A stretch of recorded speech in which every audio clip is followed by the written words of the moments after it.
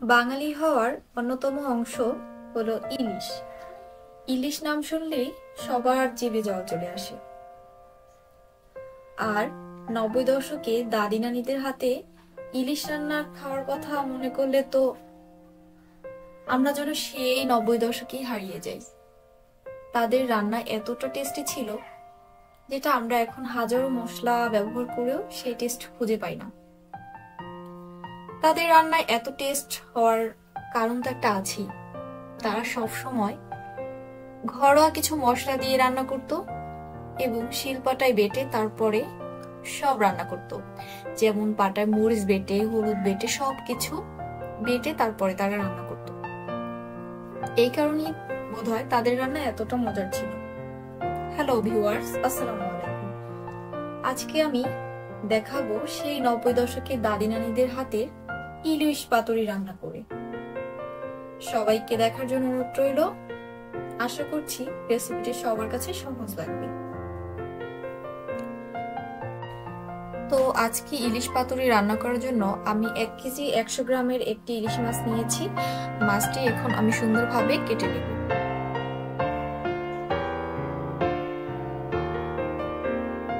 এই যে দেখুন মাছে কত বড় ডিম হয়েছে। ডিমগুলো এভাবে করে বের করতে হবে যাতে ডিমগুলো ভেঙে না যায়। সুন্দর করে আমি মাছটা কেটে নেব। আর ইলিশ মাছ কাটতে আমার কাছে খুবই ভালো লাগে।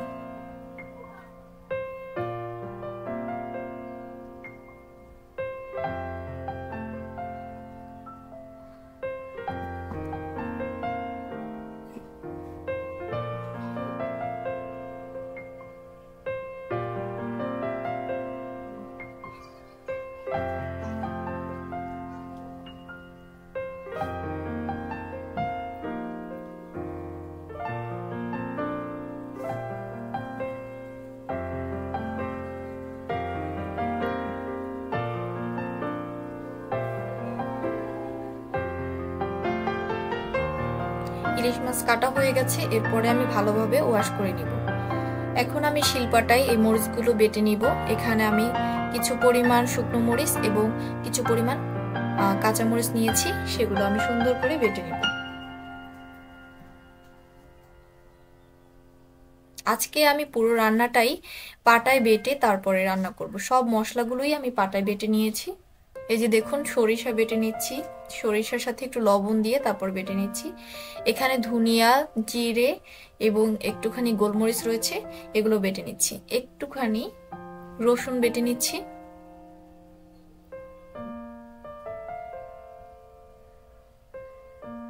এই যে দেখুন মশলাগুলো বাটা হয়ে গেছে।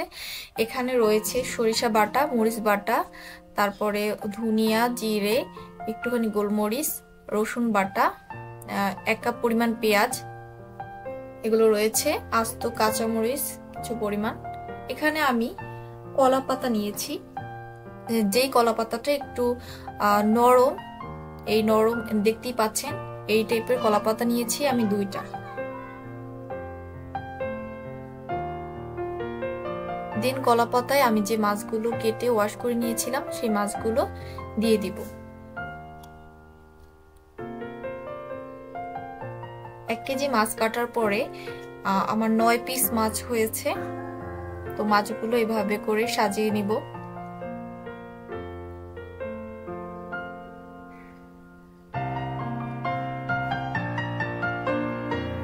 এর মধ্যে আমি 1 কাপ পেঁয়াজ কুচি দিয়ে দিব।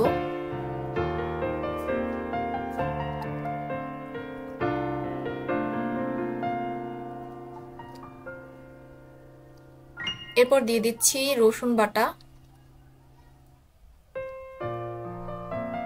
এরপর দিয়ে দিচ্ছি মরিচ বাটা,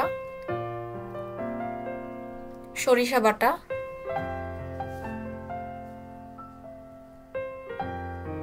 ধনিয়া বাটা, ধনিয়া, জিরা এবং গোলমরিচ এগুলো বাটা, এগুলো দিয়ে দিচ্ছি। 1 টেবিল চামচ লবণ দিয়ে দিলাম, লবণ স্বাদ মতো। 1 টেবিল চামচ হলুদের গুঁড়ো দিয়ে দিলাম।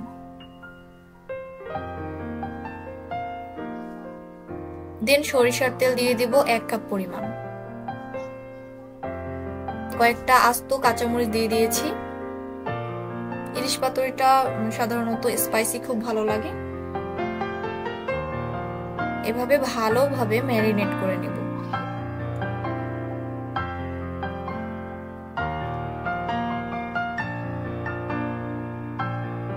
ম্যারিনেট করা হয়ে গেছে, এবারে মশলাটা সব মাছের উপরে দিয়ে দেব।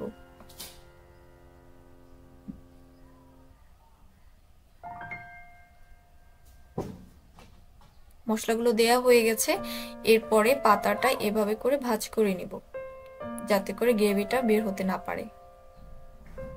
দুইটা কলা পাতা দিয়ে আমি একসাথে ভাঁজ করে নিব।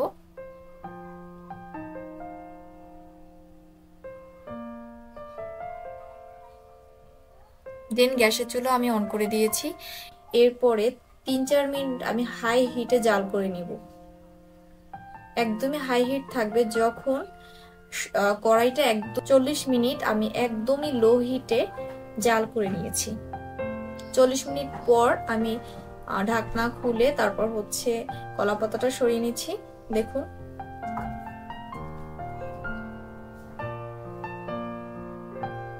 ওয়াও, যা টেস্ট হয়েছিল না, গ্রেভিটা এতটা টেস্টি ছিল, টেস্ট পাঠানো গেলে পাঠিয়ে দিতাম। অবশ্যই বাসায় ট্রাই করবেন। ইলিশ পাতুরিটা খুবই মজা, আপনারা বাসায় রান্না করলে বুঝতে পারবেন।